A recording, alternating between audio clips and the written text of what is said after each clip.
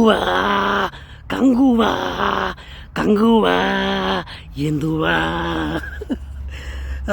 ഇപ്പം ഞാൻ കങ്കുവ കണ്ടിട്ട് വന്നേ ഉള്ളൂ.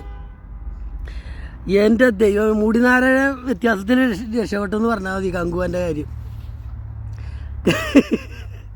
കങ്കുവ കങ്കുവ നല്ലൊരു കങ്കുവ തന്നെയാണ് കേട്ടോ. കാര്യം അലർച്ച അലർച്ച അലർച്ച അലർച്ച തന്നെ. ഇത് ഇവിടെ ഡിസ്ട്രിബ്യൂഷൻ എടുക്കാൻ വേണ്ടി വെച്ചാണ്. പക്ഷെ അത് മുടിനാരഴ വ്യത്യാസത്തിൽ രക്ഷപ്പെട്ടു. അത് വേണ്ടാന്ന് വിചാരിച്ചു.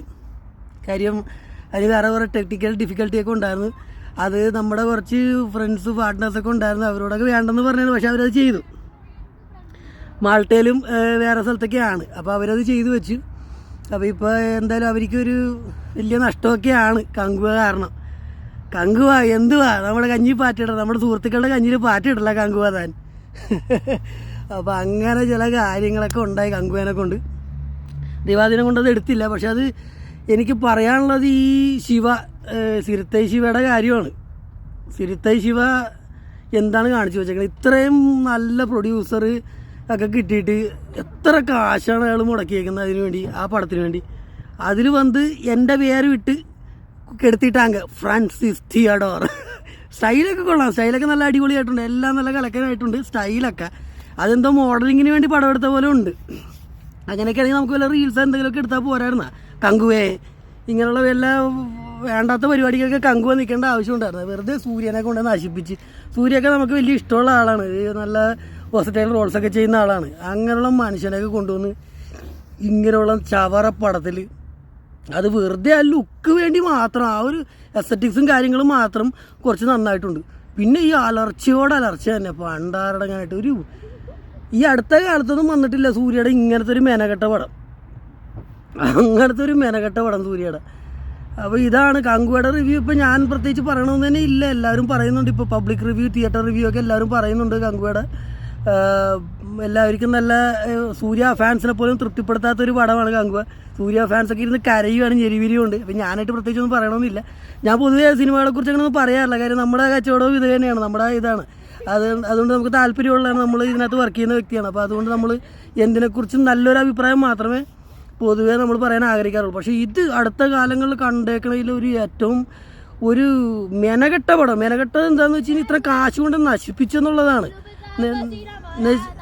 അതുകൊണ്ടുകൊണ്ട് മാത്രമാണ്. അപ്പോൾ ഇതാണ് കങ്കുവയുടെ റിവ്യൂ. അപ്പോൾ കങ്കുവയ്ക്ക് വേണ്ടി ആരും കാശ് കളയണ്ട. പ്രത്യേകിച്ച് യൂറോപ്പിൽ ഇവിടെയൊക്കെ നിങ്ങൾ ചെന്ന് ഫാമിലിയായിട്ട് കാണാനാണെങ്കിൽ തലക്ക് ഭ്രാന്തായി പോരും. പിന്നെ വല്ല പോപ്കോണൊക്കെ തിന്നിട്ട് പോരാന്ന് മാത്രമേ ഉള്ളൂ. അപ്പോൾ ഇത്രേ ഉള്ളൂ കങ്കുവ. എന്തുവാ കാണിച്ചു വെച്ചിരിക്കുന്നത്. സിരുത്തൈ ശിവ ഇനി ഇങ്ങനെയുള്ള പടങ്ങൾ ദയവ് ചെയ്ത് എടുക്കരുത് കേട്ടോ. സിരുത്തൈ ശിവയ്ക്ക് വല്ല പാസമൊക്കെ ചെയ്താൽ മതി.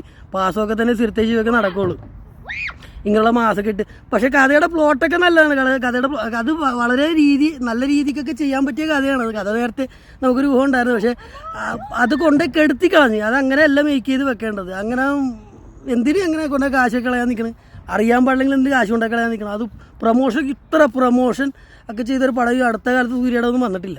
ഇപ്പോൾ സൂര്യയോട് ഇനി പറയാനുള്ളത് ഇമേജ് ഒന്ന് രക്ഷിച്ചെടുക്കാൻ വേണ്ടി എത്രയും വേഗം ആ റോളക്സ് ഒന്ന് ചെയ്യാന്ന്.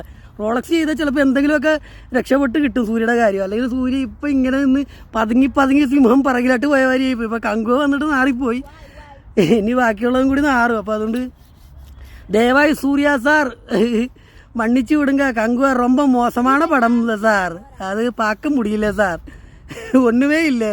உங்களோட ஆக்டிங், உங்களோட லுக்கு, உங்களோட எஸ்தட்டிக்ஸு அவ்வளோதான் இருக்குது. உங்களோட பாட்டு நீங்கள் நல்லாவே பண்ணியிருக்கு. ஆனாலும் கதையில் எதுவும் கிடையாது. இவ்வளோ ஒரு ஸ்டூப்பிடான கதை நீங்கள் எப்படி பண்ணாங்க? நீங்கள் படித்து கேட்டப்போ இன்னொரு கதையாக இருந்தால் இருக்கும். ஆனால் ஃபிலிமாக வந்தப்போ இப்படித்தான். மன்னிக்கணும் சார், ரொம்ப கெட்ட படம், யாருமே பார்க்காதீங்க. വേണമെന്നാ പാരുങ്ക, ഞാൻ എന്നാ சொல்ல முடியும். ഓക്കെ, അപ്പോൾ കങ്കുവ ഇത്രേ ഉള്ളൂ. മലയാളികളുടെ ഭാഗത്തുനിന്നും തമിഴന്മാരുടെ ഭാഗത്തുനിന്നും തമിഴരുടെ ഭാഗത്തുനിന്നും കൂടി ഞാൻ പറയുകയാണ്. നാറിയ പടം കങ്കുവ എന്തുവാ.